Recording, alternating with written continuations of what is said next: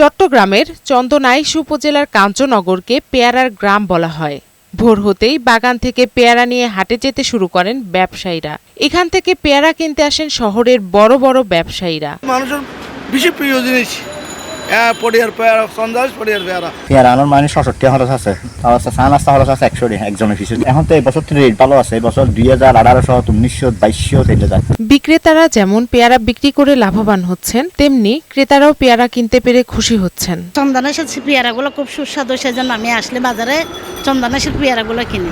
পেয়ারা চাষে আর্থিকভাবে লাভবান হওয়ার পাশাপাশি কর্মসংস্থানও সৃষ্টি হয়েছে হাজারো মানুষের বলে জানালেন এই কৃষি কর্মকর্তা। কাঞ্চননগর পেয়ারা উৎপাদনের জন্য আমরা কৃষকদেরকে আমাদের উপশহরে কৃষি কর্মকর্তারা সার্বিক সহযোগিতা এবং পরামর্শ দিয়ে যাচ্ছেন।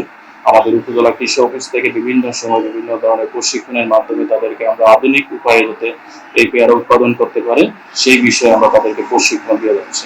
সুস্বাদু এই পেয়ারা বিদেশে রফতানি করতে পারলে বৈদেশিক মুদ্রা অর্জন করা সম্ভব বলে মনে করেন স্থানীয়রা। এজন্য তারা চন্দনাইশে একটি সংরক্ষণাগার নির্মাণের দাবি জানিয়েছেন।